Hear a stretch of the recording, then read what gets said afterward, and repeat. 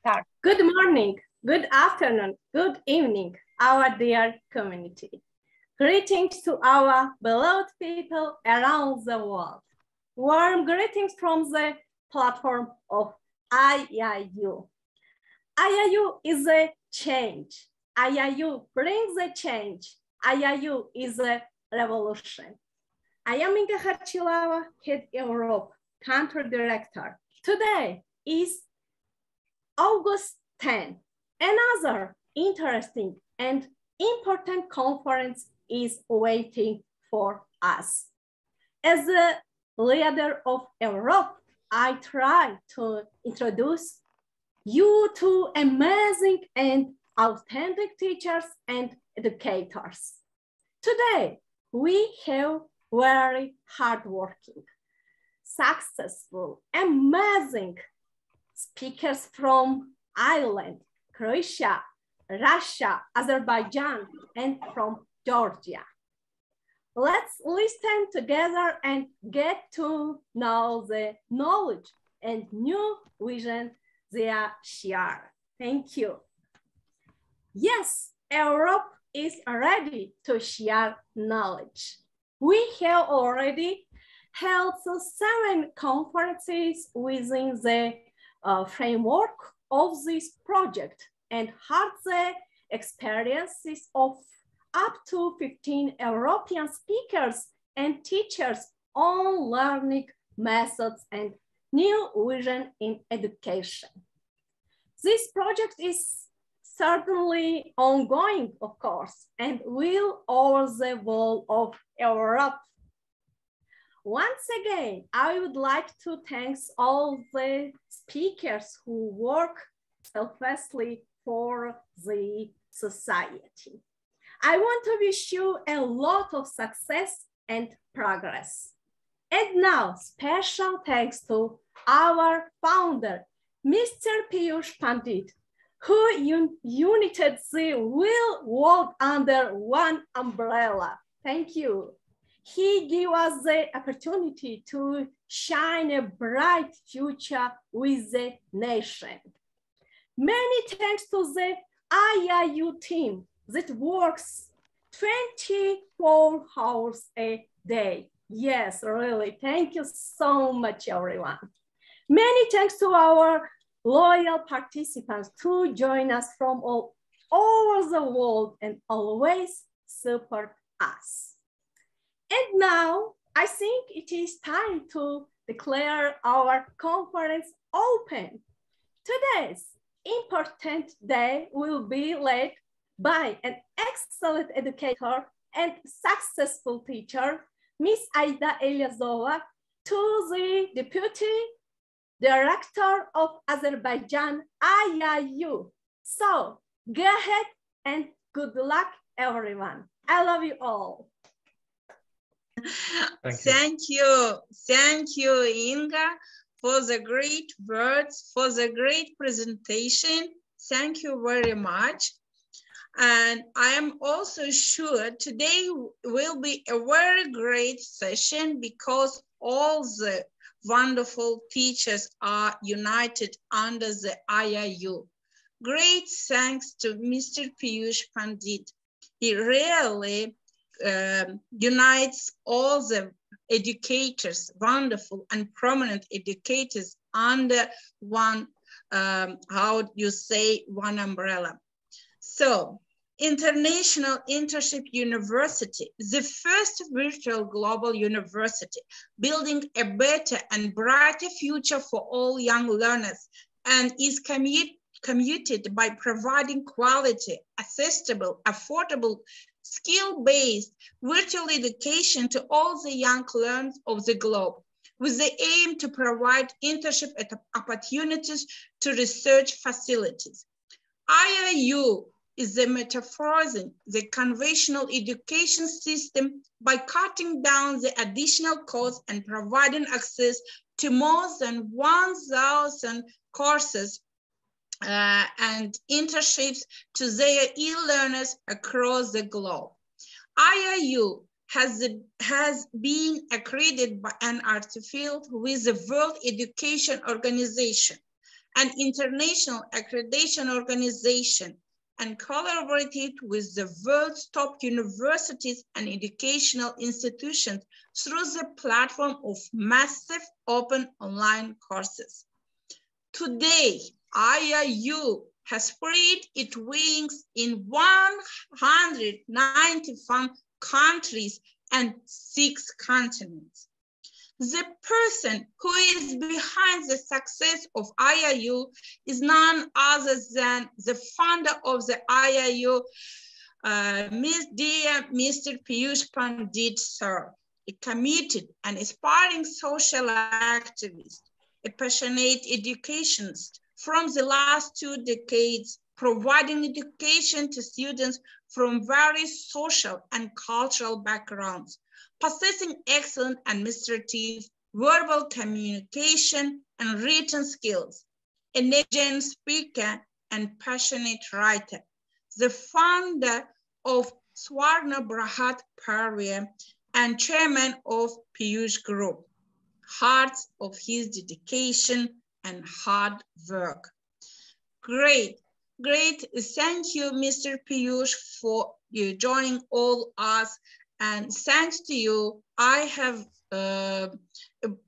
been chosen as the Deputy Country Director of Azerbaijan, and I had chance to know so wonderful teachers from all over the world. So we will start our first, with our first guests. Our first speaker, Ivy Barretta, Island Country Director. Welcome, Ivy. Ivy is an architect, developer, a coach, mentor, emotional geographer, speaker, and strategies consultant. Ivy completed her studies in architecture, Ireland, and went on to complete postgraduate studies in project management, post-academic world. She commenced her career at SBA Architects, where she began to learn the trade from a leader in the industry, working in a classic style with the modern age. From there, she landed contracts with Cape Verde, South Africa, Nigeria, Congo, and Angola, and in the residential real estate development sector, where she brought a European twist to African design in collaboration with her associate strategist partner. She is the Cape Verde country chair for All Ladies League G100, Onces and Wisdom. And the founder is Dr. Harbin Arora Visionary, member of ABC, Association of Black Coaches, a member of MA, Eliciting, Mapping, Managing Emotions, member of APC, Association of Professional Coaches, and founder of Hugs Consultancy, a relationship healing and business accountable hub with the mission to empower women and communities through coaching, mentoring, and healing pain for transformational empowerment. Hugs Consultancy vision is to create sustainable housing for all communities, dispowered sections. Welcome, Ivory. The stage is yours. Please. Thank you very much for that lovely presentation. That was quite a presentation. Thank you very much. Thank you all. Good morning, good afternoon, good evening, everybody. I'm representing the wonderful platform that we're in today, the IIU, and I will be presenting, I represent Ireland, I'm new in platform, and I'll be talking mainly in terms of how in the educational system, how emotions and arts are related. So that's what I will be talking about in the classrooms, because it's very important in healing our young leaders of tomorrow, bringing them, healing, some sorts of healing, pushing them for them to be able to be the best that they can be. So I'll be sharing my screen now.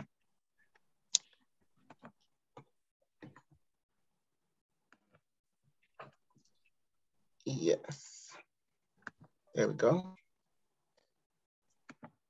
So can everybody see?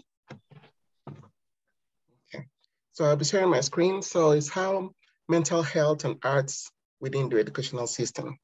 So because in terms of art, the importance of art for healing in the classrooms, it helps to maximize productivity within the classrooms, and the physical and the emotional aspect, bringing it subconsciously. So the kind of work I do, it has to do with emotional geography, which I will be presenting soon, because that is one of my fortes as a certified emotional geographer. So as you know, my name is Ivy Barreto, mostly known as IDI. I'm a certified emotional geographer and a relationship healing architect, because that is my passion. And in terms of everything that everybody had been through the pandemic, it's necessary to heal families and bring in the healing into all sectors, and not only excluding their classrooms, because I know everybody's concentrating in the workplaces. And in Ireland, we are focusing our efforts in the classrooms because there have been a lot of disruption. So since there have been a lot of disruption, so we're looking for various ways to bring in the children and the students for them to have more coherency in terms of the way they handle their emotions in the house and outside house to avoid public disruptancy. So we are utilizing arts, games, so in games to connect and to build strong relationships in a verbal and non-verbal way to help them impact the environments where they are, and they ease up as well the load that is their mental health within the classrooms and outside the classrooms in terms of their homes, because some of them, they have a lot of issues within the home. So we try to, calm it down a little bit in the classroom and make it much more fun to be in there. So that is the presentation. So as you have introduced, I'm the founder of Hugs Consultancy. So we developed Hugs. It's a methodology that we developed for the classroom as well. So where the H stands for healing, uniting, growth, and success. And the success is when they gain solutions for the issues that they are encountering, depending on how they handle it. And we used a lot of art therapy. We call it art therapy, but it's not necessarily art therapy. It's different kind of forms of moving the students to speak. Because sometimes when issues are within, it's very difficult to communicate. And with those methods, we ease up anti-bullying, and in terms of building as well, strong relationship within the classrooms, so they can be able to maximize their productivity in that aspect. Because we do believe that their homes or their life is like building a dream home. So if they can be able to build themselves, they can build a dream home that they desire. So we came up with a form of interacting, because coming from the architectural background, we wanted to integrate in terms of, because I'm a coach as well. So dealing with my clients, we saw there was a niche that we needed to bridge. So we actually developed a game called Emotional Geography, where we remap their homes and revamp their lives. So we utilize their floor plan of their homes. And in this case, we can as well utilize floor plans in the classrooms for them to be able to, interact within themselves, build bridges, strong relationships. So and those games are developed with, in terms of the C, as well as we utilize the traffic lights method and colors. So in terms of interaction of colors, so they can be able to see which students are much more in danger than others, and which one needs more attention than others. So that's why we use these games consciously, but subconsciously we're extracting what we need to extract to be able to address each student in their own way and help them in their best manner. So the game can be done indoors or outdoors.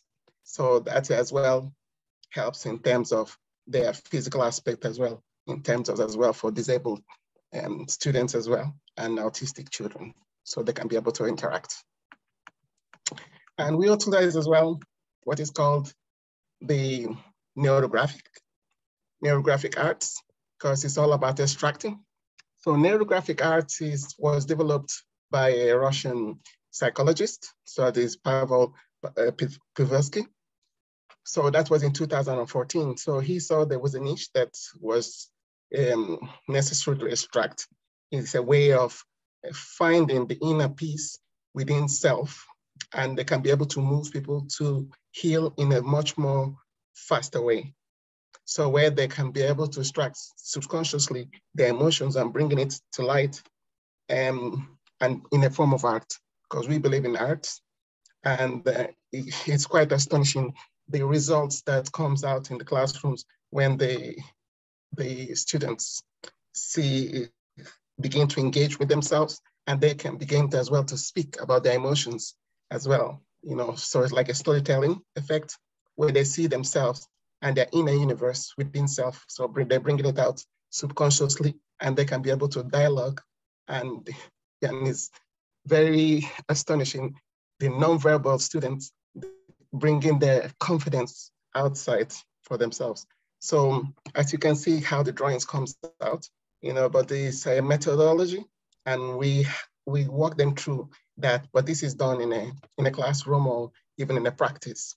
But so eventually you can understand it in the depth once we do the exercises one of these days. So if anybody wants to reach out to us, so you can be able to reach out to us, to the faculty that is here on the website. You can see here, or to reach out to me through Calendly or even email, so we can go into depth in that aspect. There is as well a book developing just on the topic, because it has to do with the spaces, how people interact within the space, and how their spaces affect their mental health. So this is the kind of work we're doing subconsciously here in Ireland, and we're engaging with the pregnancy unit and the incarceration unit, the foster care system, and the reunification of families. So this is the work we do inside the classrooms and outside the classrooms. So thank you very much, everyone.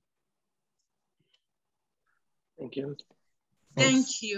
Thank you, Ivory, for the great presentation and lots of information you gave us. I really appreciate it, and I am sure it will be beneficial for all the listeners. Great, and I really liked your strategy, teaching through arts and involving students to art. Great. So just a question, are the students interested in the methods which you are doing? I think that they're doing it with more enthusiasm, yes? Just like. Yes, they do it with enthusiasm. First, we started with the parents. So the parents who, they have their own issues, internal issues that they have. And then we started with the parents. So after starting with the parents, and the parents saw that there was a need for the students. So we started putting it in the summer camps. So we infused it in the summer camps. So where we finally saw that there was actually a lot of issues, internal issues that people are undergoing post-pandemic and after pandemic. So we saw a lot of drawings from children, and those drawings, they managed to speak about those drawings because it's the drawings is not about knowing what happens in people's houses. It's not the game is not that.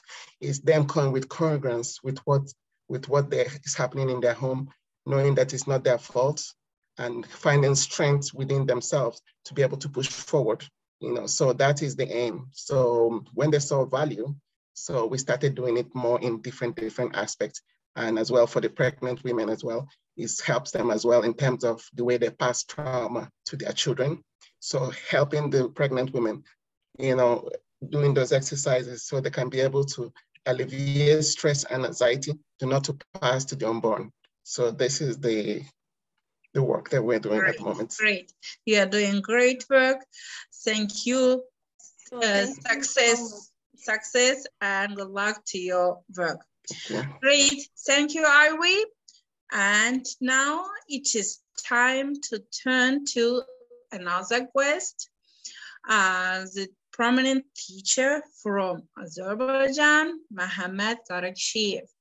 Mohammad Garakshiev is an English instructor, author of 5 books for school children, and one of the 50 finalists of Global Teacher Prize 2015. He teaches at a private school in Baku, Azerbaijan. Welcome, Mohammad Garakshiev. The stage is yours.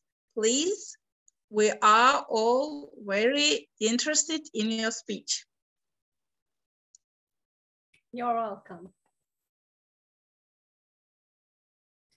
Mute your microphone, please. Okay. Microphone. Thank you very much for everyone. I want to greet from Azerbaijan, and I'm very happy to be with you. And I would like to thank, first of all, the organization of the institute and the founder, the Mr. Pandit, for organizing all kinds of facilities to bring together all these great teachers from all around the world. And I'm very happy to share some parts of my success with you, and at the same time to talk about the new vision of teaching methodologies in the world. And I would like to start first by sharing my presentation. And first of all, so we should, I'm teaching, as Miss Aida, introduced me, in a private school. And sometimes, the people ask me why you turn from public school to private school. So because I worked in a public school before, moving to my the school right now where I work right now. And then the answer is, I don't see any, differences between the schools, because if you are a good and excellent teacher, you can deal with all the situations, either in public school or private school. But the most important things, you should know the important methods that I'm going to talk about right now. And in order to be one of the teachers who is really loved by your students, and who is so beneficial for your community as well. So I would like to share my knowledge about what important methods or ways we need to teach to our students. So we should try to teach our students based on their needs. That's very important, because sometimes it happens in most countries, because when I was participate in different trainings, and the people who came from different countries, they also shared the vision and the ideas about this point, because sometimes textbooks in some schools, in some countries, don't teach them as they want, because we need to know the students' needs. That's very important, because they have their weak points and strong points. We should and observe their weak points, because we can see our students looking for teachers who can really be their friends in order to help them, not only at school, but also outside the school. And at the same time, we know students are mirrors of teachers. And for example, if you are a good teacher, and if you have a lot of success, it means that your success are your students. It means that we teachers, if we don't try to understand our students' wants or dreams and show them right direction, and they were hardly be able to find ways to be educated and be useful for their societies.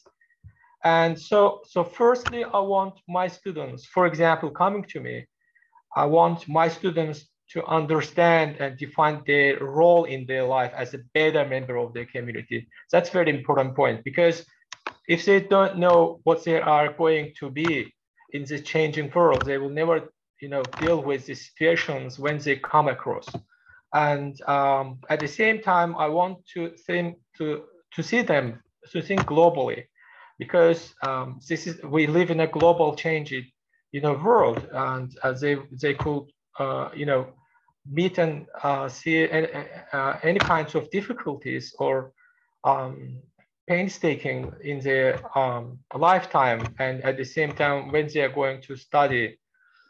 And they should try to be problem solvers. That's very important, because one of the competencies of this of the education now is to be a problem solver.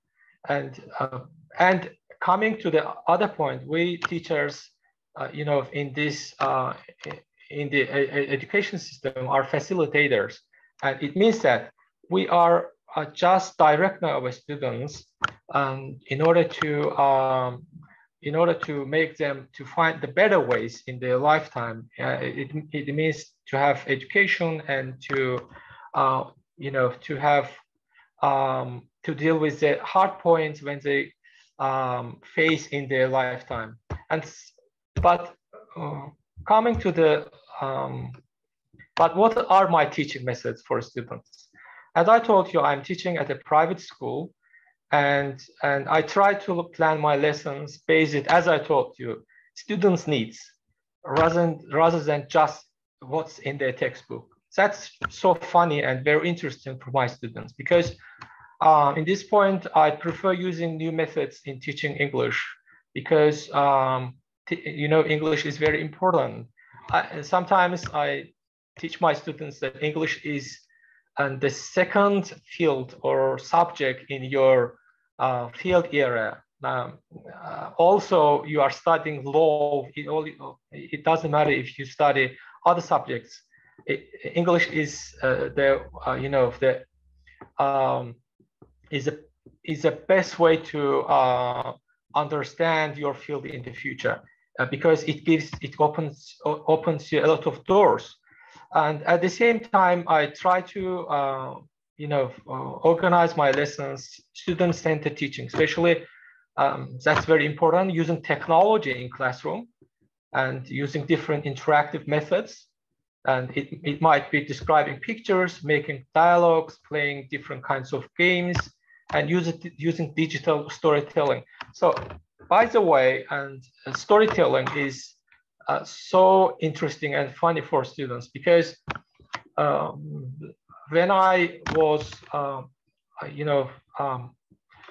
an alumnus of T program supported by the U.S. Embassy, the U.S. government in 2012, I really loved this kind of teaching in the United States, because storytelling tells the students and encourages students to be active in the classroom, and they come one by one to tell their stories, and it gives them a lot of chances to practice their English, and at the same time to think in a creative way in order to impact others. And other kinds of, for example, other kinds of, these kinds of ways that I use in my classroom, focus on engaging all the students to be active in the classroom. That's very important, because when I teach my students English, they feel that they are participating in my classroom as global citizens. And because I want my students to understand why English is essential for their future as workers or citizens and the parents of future global citizens. But coming to the results, we have, that's a global program for all students around the world. The Flex program, I encouraged a lot of students to apply this great program, because this is also encouraging the students to apply to be a member of global education and global students team. I would also like to share some instructional strategies that we should use in the classroom, including these strategies related to students' achievement, formative assessment, motivation, and any other outcomes that we observe. The first, I would like to talk about student-centered classroom. That's very important because using these kinds of teaching, we should plan our lessons with the engagement of students, as I mentioned before. For example, when we enter classroom, we do not ask our students to enter their homework immediately, but grade all the students' things. That's kind of motivation, you know. That's a new vision of our teaching. And at the same time, students, by doing this, we encourage our students to be active at learning, and also compare the differences between the teacher-centered classroom and student-centered classroom, because students will be in the center of learning. The second point is I would like to share that one of the most effective methods of teaching. So, but I think most of the teachers know this kind of methodology. If you don't have an effective lesson plan, your lesson will not have any results or good results. That's why we should observe where we go to teach and whom you go to teach, because sometimes it is asked that we don't know which classroom are we going to face and what kinds of students we are going to come across. But however, if you are able to deal with these situations, and if you have effective lesson plan, it means you have effective kinds of teaching methods in your hand. I think they will find you a better teacher, and you will also find them better students and learners. The second point is student engagement. I think I have mentioned some more points about that, and I would like to add more. We can call this method a very effective teaching method, because by using this method, we can engage our students to engage with the realities of the world, because the world is changing, and they should analyze everything at what happens in different kinds of life in different spheres. The idea of getting students engaged with learning languages is more important, because I am a language instructor, English language instructor, and I think I'm very happy because by teaching the languages, we can cover all of these things, starting from history, and geography, and everything we can include. And the third point is inquiry-based teaching, and that might be a little bit interesting for you, because it means that we should know, we should make a survey before we go to teach our students. We prefer using this method because it focuses on students' investigation and hands-on learning. And by using this method, a teacher's main role is acting as a facilitator, as I told you before, and providing support for students, because they should feel this support behind them. And at the same time, they should think that these kinds of teaching, and the teacher before me will be a role model, and the students will feel very comfortable at learning.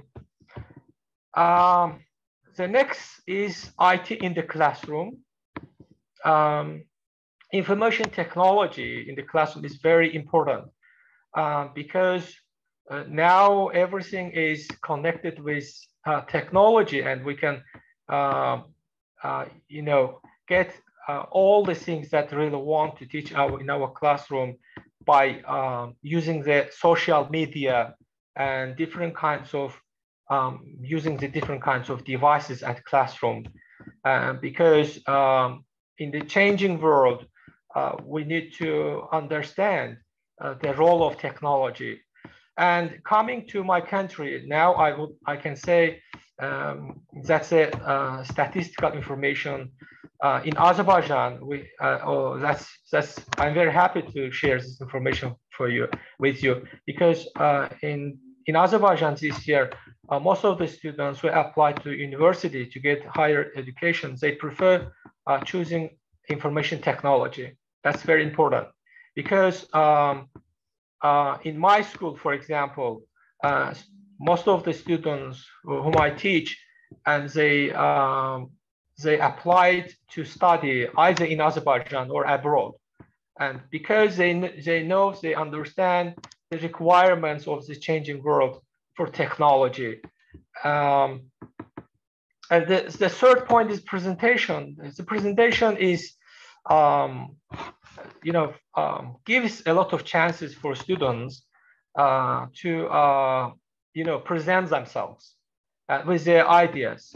And at the same time gives all the, the students around them to think critically and in order to see visually what they really want to have in their future.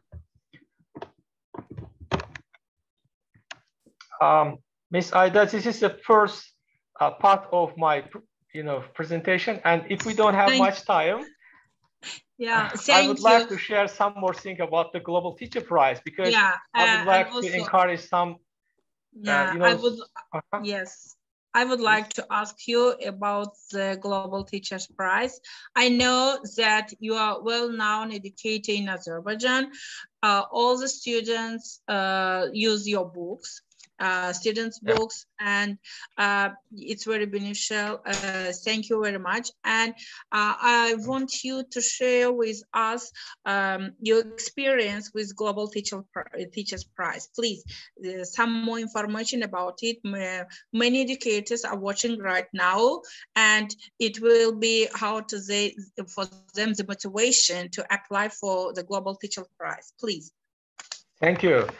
I'm very happy to be, one of the 50 finalists of Global Teacher Prize, which happened in 2015. And I was the sole teacher from the post-Soviet Union.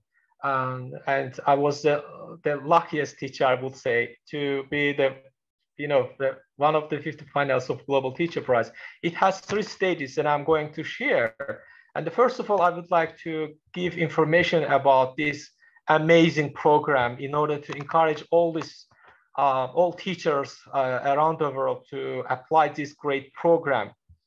So first of all,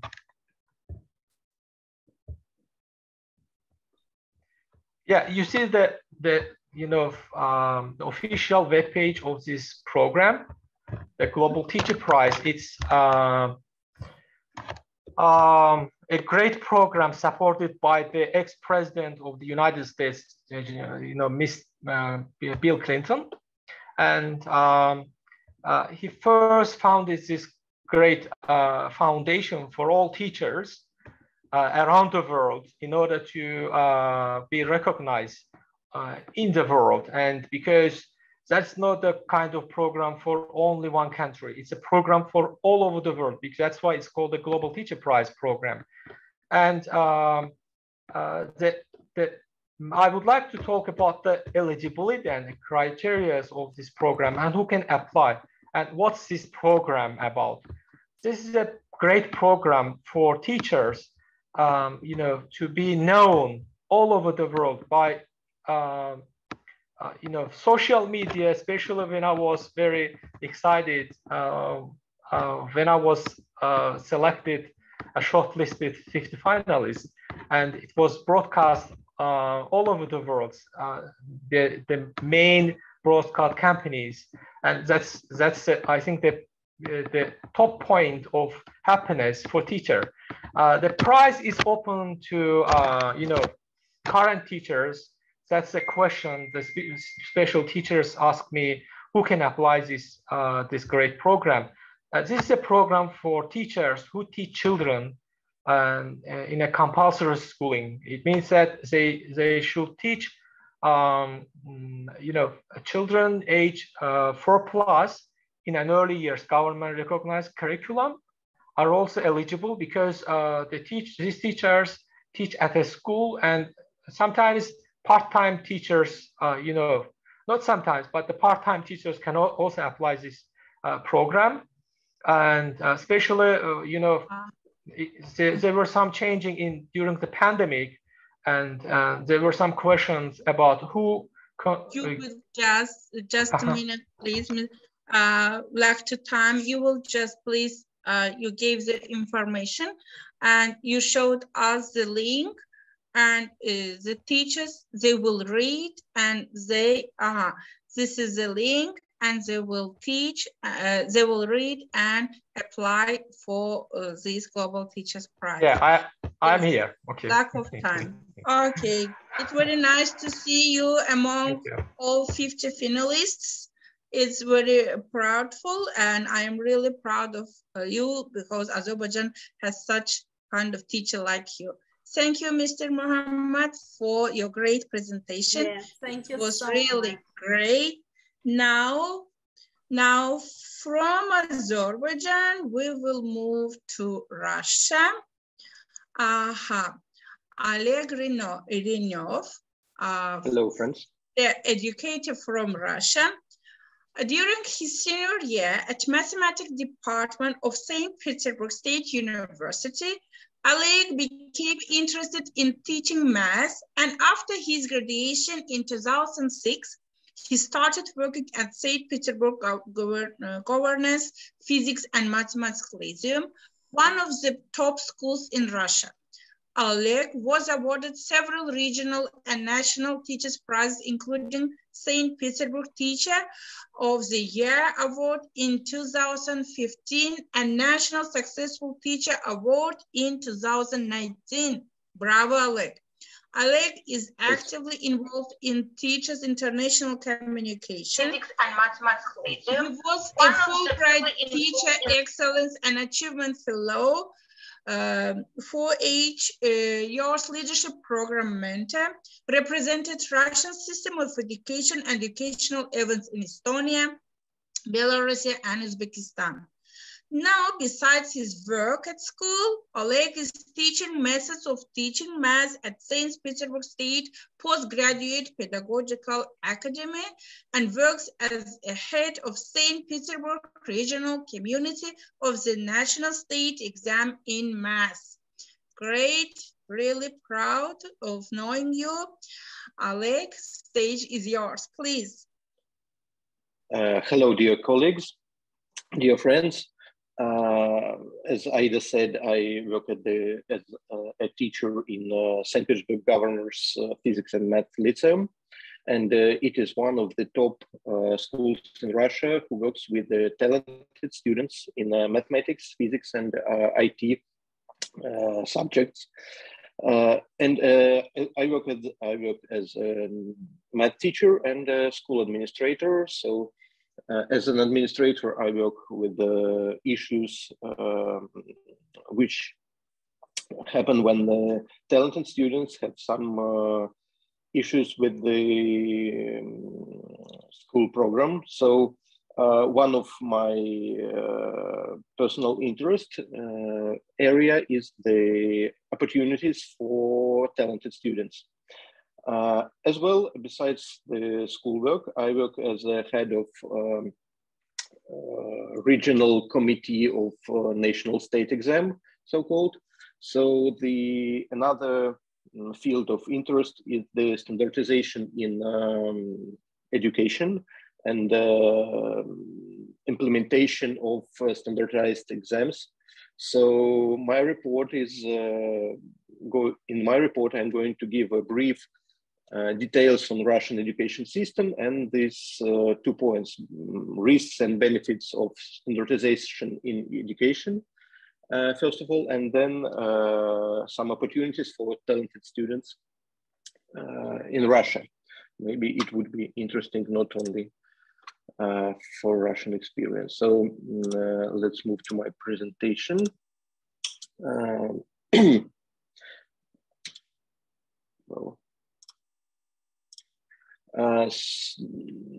General characteristics of Russian educational system is are well acquainted for educators in Azerbaijan and Georgia or other former Soviet unions, because Russian educational system inherits much from Soviet educational system. We provide 11-year education, which is split into 3 levels of education: elementary, general education, and secondary general education. In elementary, actually they are so separate. Usually students of elementary educations are divided in separate building or separate stage of the building. And actually I do not know much about this kind of education, its issues and its problems. So I'm talking about the middle and higher level of education. All citizens have equal access to school, no matter for ethnic or gender or any other reasons. Boys and girls are taught together in the same classes, the same as in most of the countries now. That's what we inherited from Soviet system, but during the last 30 years, we had some reforms. And the main idea of these reforms is the standardization of education. We now use the Federal Education Standard, which states the requirements for every aspect of education in Russia. Russia is very big and consists of very different regions, which have very different social and ethnic and cultural and economical conditions, but the federal standard states the unified educational space, and that means not regardless of what region, what school is a student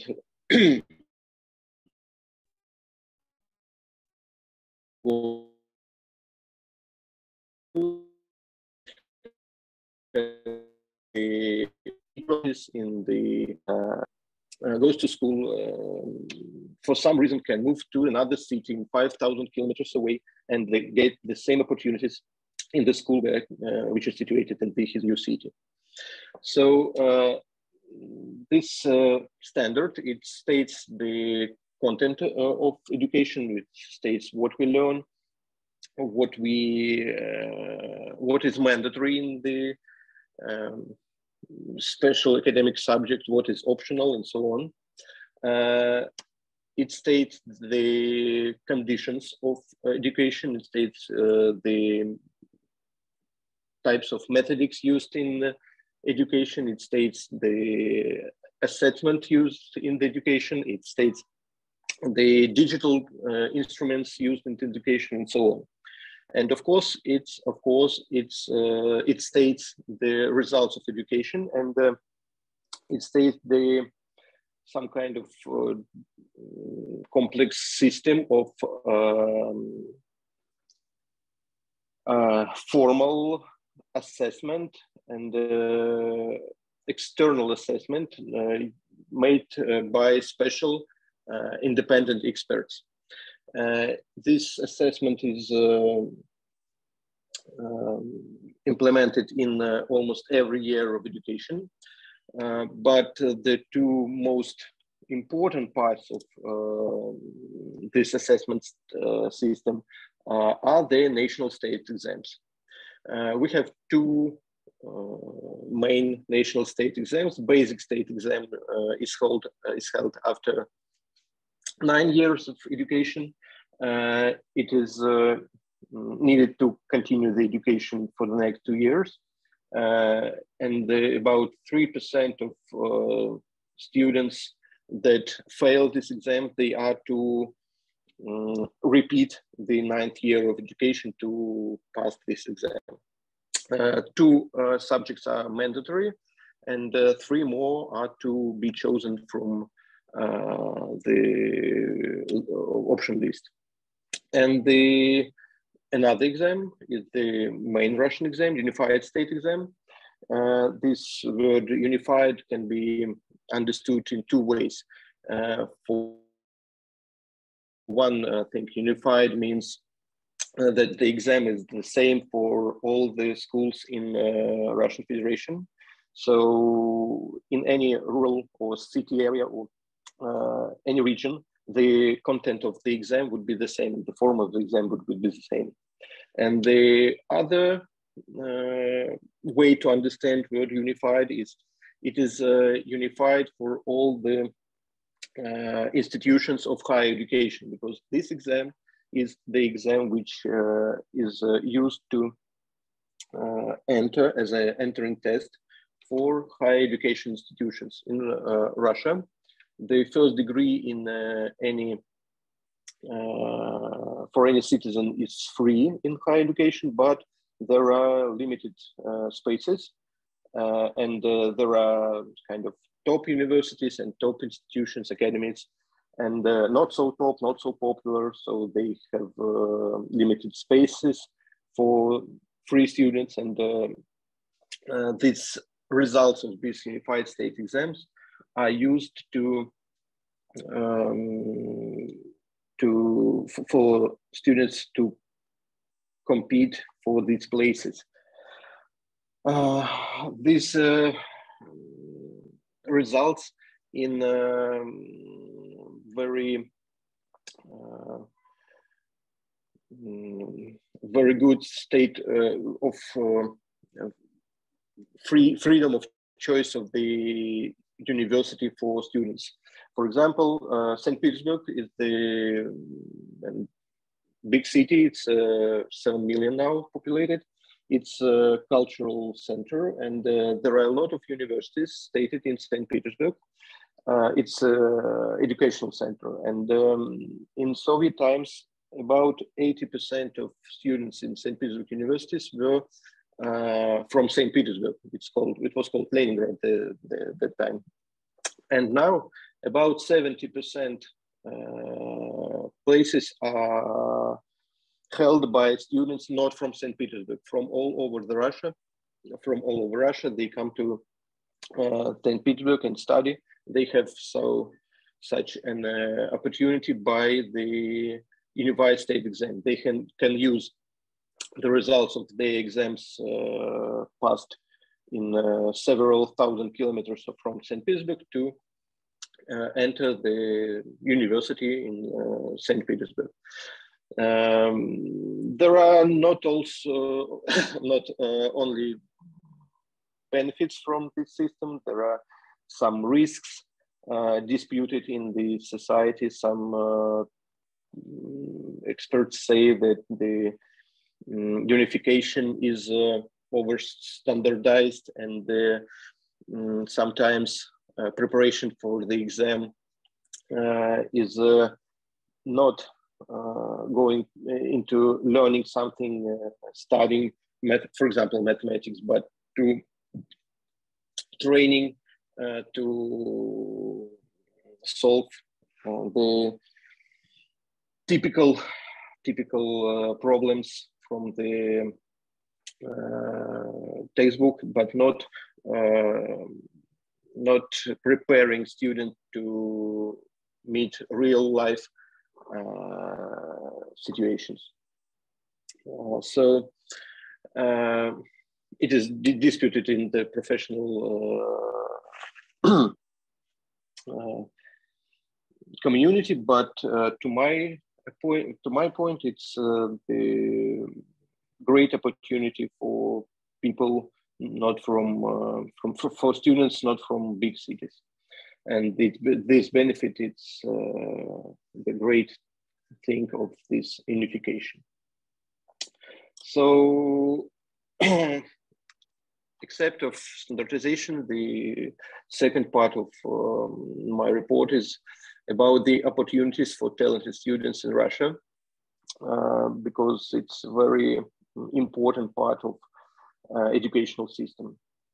In Russia, there is we kept the system of seeking and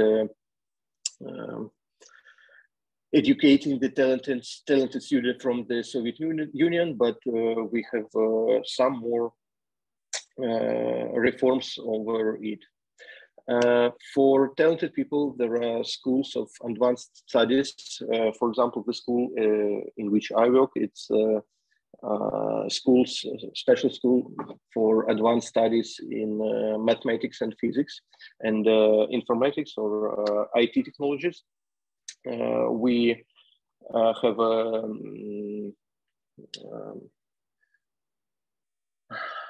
to enter our school, my school, students have to pass strong tests. There is very strong entering tests to take part in the school. But after graduation, the students, they almost have a profession because the level of math and IT is very profound. So the same thing in Russia is very, in big cities of Russia is very popular. There are schools in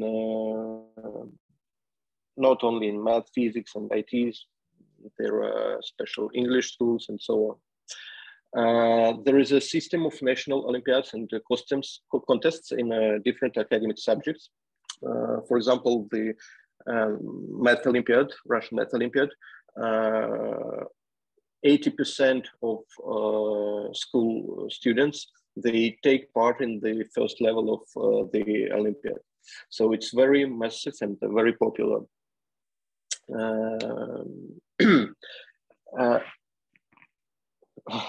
We have developed, since the 1990s, we have developed some national and regional education centers. One of the most popular of them is a center called Sirius, which bases on the infrastructure of Winter Olympics held in Sochi in 2014. We have not only the benefits, but we have some problems, issues, and there are a lot of things that say that experts that say that Russian education is too theoretical and have our students have issues using their skills to meet real life changes. So we have many, I talked about it, over standardized exams, and we have problems with teacher education and some inclusive education. So thank you for your attention. I hope these brief details were useful. Thank you. Thank you for the full information about the education system in Russia. I have listened very careful, and I compare that. I can say it is the same in Azerbaijan, and I have also experienced to work as the mathematics, physics, and IT lyceum. So thank you, Oleg, for the great presentation. It was really very useful, and I'm sure step by step, all the governments, post-Soviet countries, they will solve their problems with education system in the future. Okay, thank you. Now, from Russia, we're moving to Croatia. Croatia, Zelska Jovanovac, Education Ambassador of IIU and teacher from Croatia, working for 17 years in elementary school, Dutch Croatia, teaching history and Croatian language, member of many educational platforms, awarded for global educator.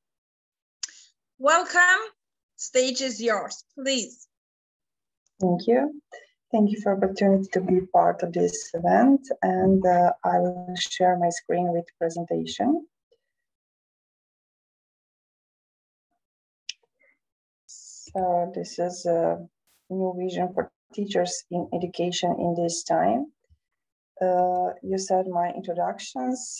This is my school. It is a public school, really small school in a rural area, but we have most of projects and most of activities.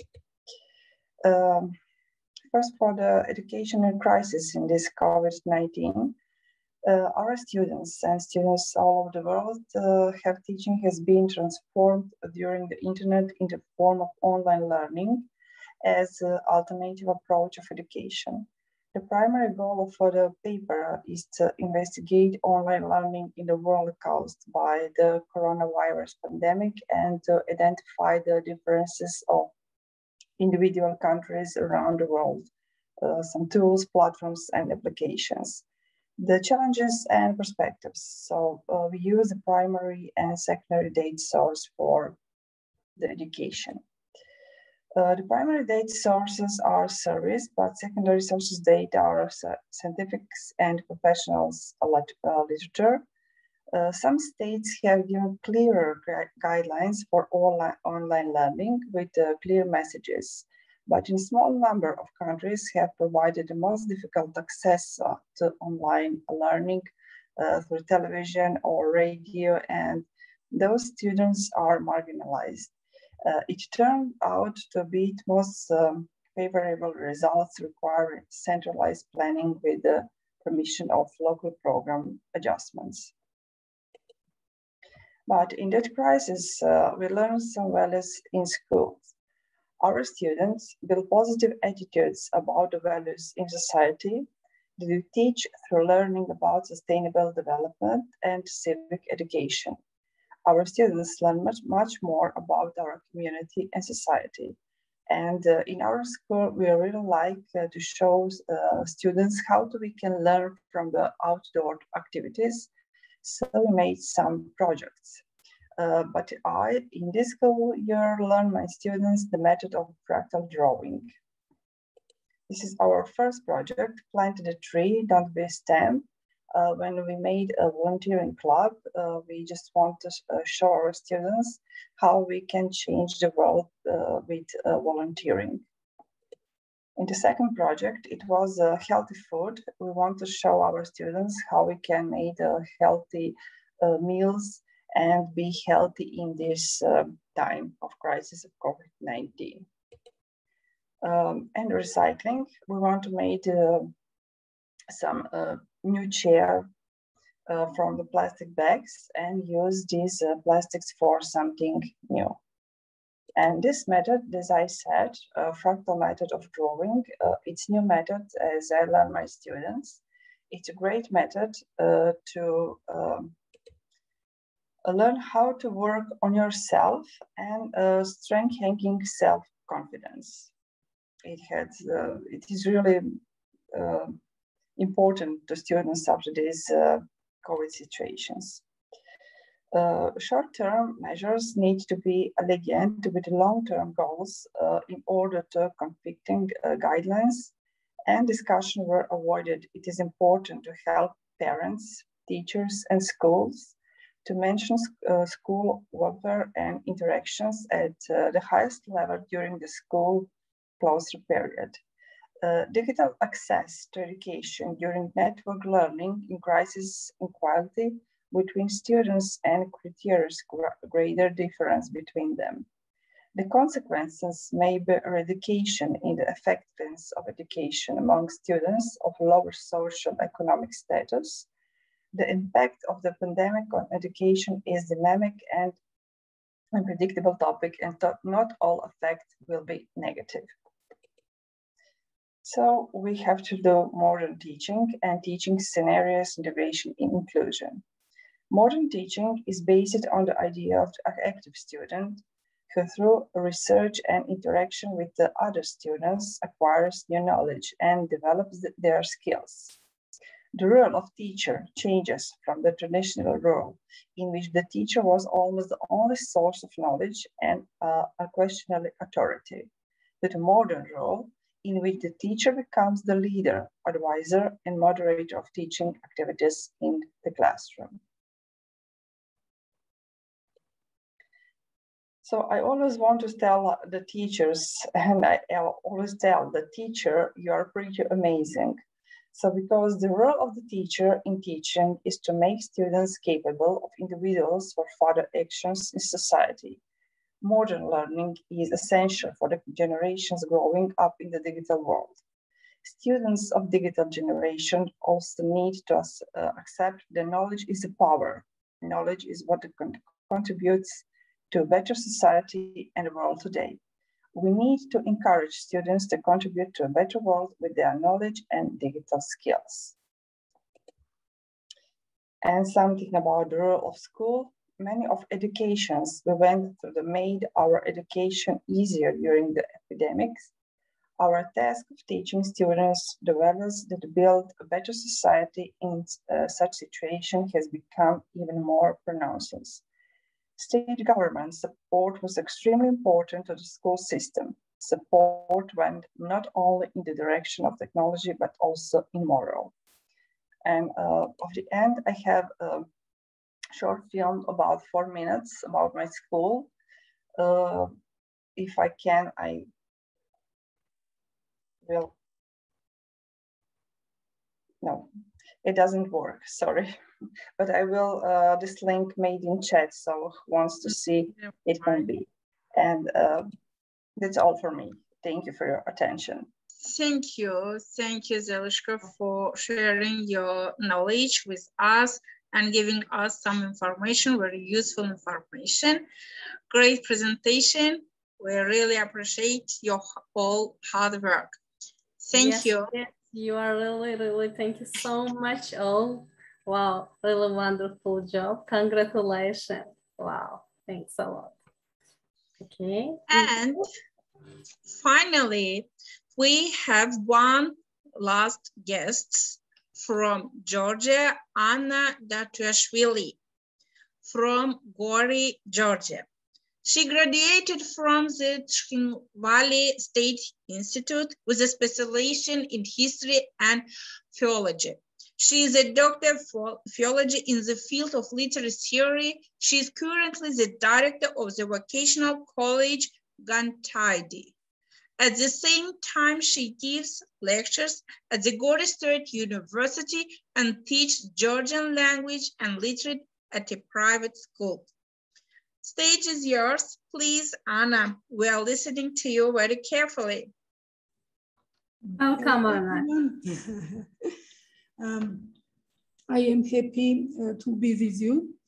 I am Anna Datuashvili, and I am college director. Today, I want to talk about the collaboration between the professional and secondary education. And before I show you the presentation, I want to tell you that I have worked in all educational directions, such as secondary, professional, and higher education. All of these spheres are important, but the secondary education is the most important because two others depended on it. In my presentation, only pictures because great. I think pictures will be because interesting for the audience. Yeah. Wow.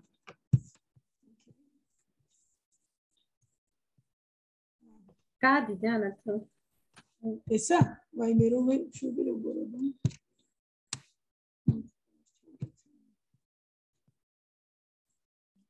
Okay, go ahead.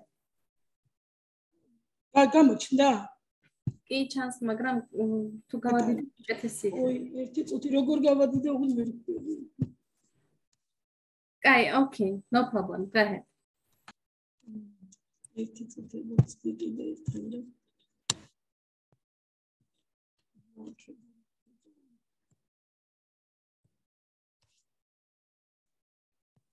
By the way, while you are preparing your presentation, I would like to add that Gori is very well known in Azerbaijan, Gori University, because our famous people graduated from Gori University. like writers, Akhundov, and so on. They all studied in Gori University. Azerbaijani educators and well-known people, they went to study at Gori University. Okay, go ahead. Right, Sven.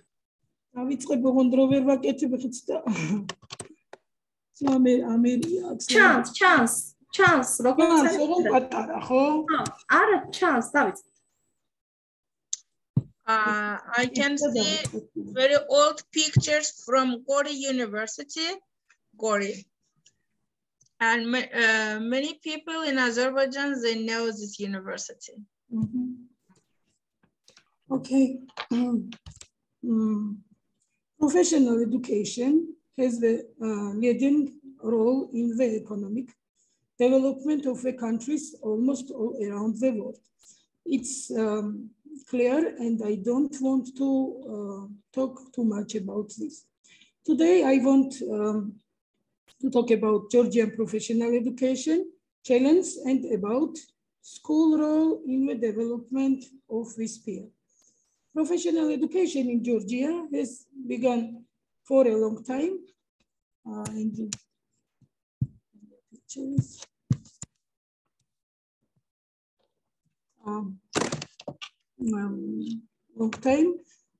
Apprentices took the education from their master for centuries.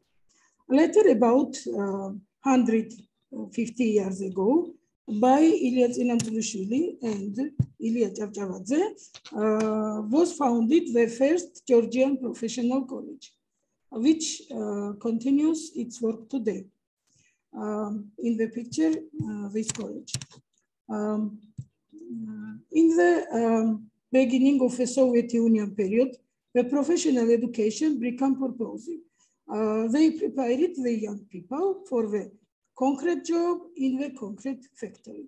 There are very many people who wanted to get this job because they were illiterate and it was only one college there they called get high education. Later period of stagnation in the Soviet Union became the boom time in Georgia for people who wanted to get higher education, and professional education became as punishment for most of them.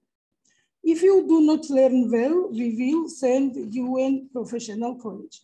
I remember this word from my school time, when learning in a professional college was already a shame.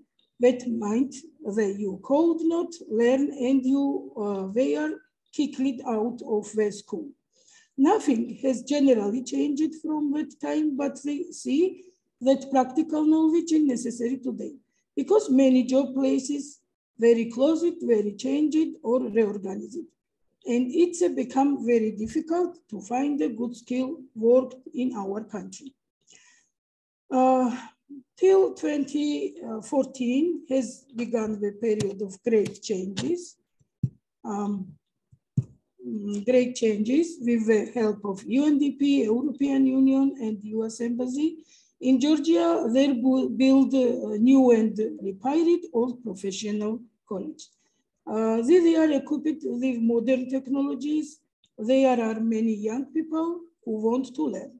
But because of the Soviet Union mentality, their parents still think that their children must get higher education, even though they cannot explain their very children will apply this knowledge into practice.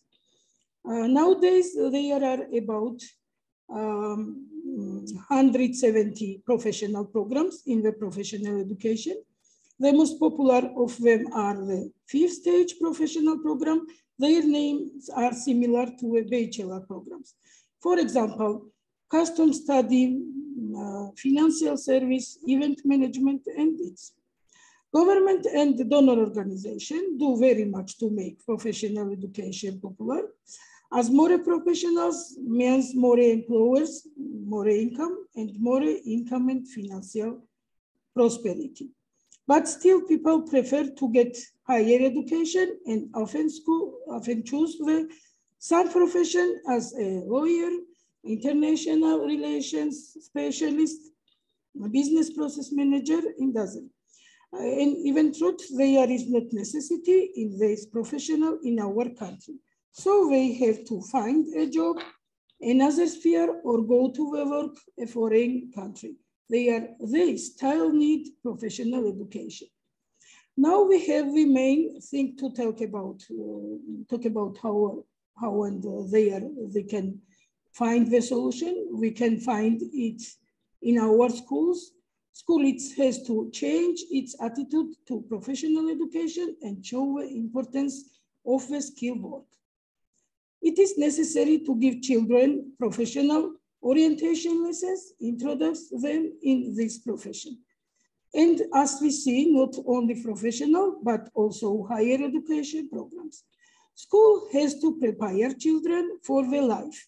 They must know that their knowledge is nothing without its practice usage. It is the Soviet Union phenomenon to get only theoretical knowledge. That is the most number of the Soviet Union excellent students were unprepared for life and poor. Now I want to show you what has been already done by Professional Skills Agency and by us and our result.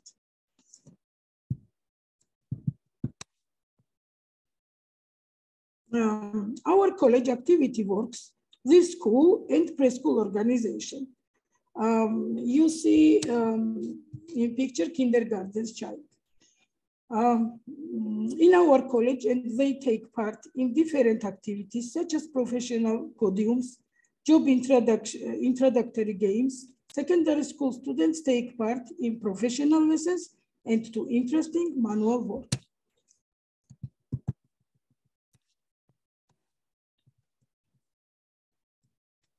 You see visitors in the college.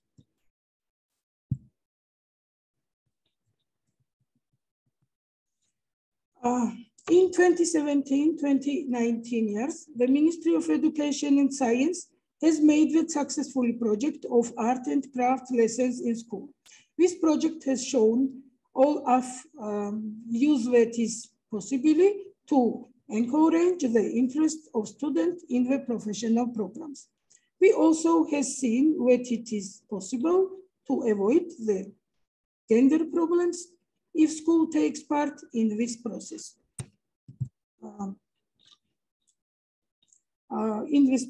And most of the participants in this project very girl.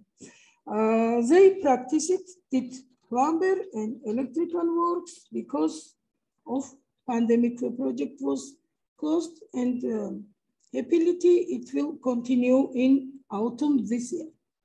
It also will help to popularize the professional education. Professional education is a support for the economy.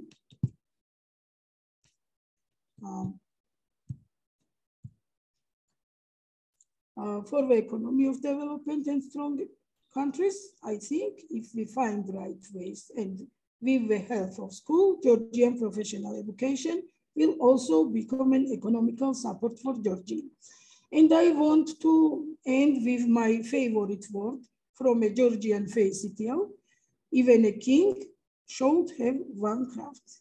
Thank you for the attention. Thank you, Anna. Thank you very much for great information. Thank you. I really appreciate it, and it is very useful for all our audience to know about this university, this college. Great, and as you mentioned, gender equality is necessary. So thank you very much to all presenters for your great presentation. It was a really great session. We all are strong together. All educators will unite and bring benefits for education. As Mr. Piyush Pandit said, we will bring revolution to the education under your leadership, under great leadership of great educators. Thank you very much to our wonderful audience. You always support us. You always watch our presentation sessions and write warm comments. Thank you very much. Thank you, Inga. Thank you very much. Wow, Europa, well done. Oh my God, I chat an interesting and important presentation about us. Yes, and this is true. It was a very excellent, interesting, important, and informative session. Thank you so much, all speakers provided excellent information. Yes, a big thanks you to all the speakers again, and go ahead, keep up a wonderful job. Yes, IIU is the change. IIU brings the change. IIU is the revolution. Congratulations, everyone, and thank you so much all.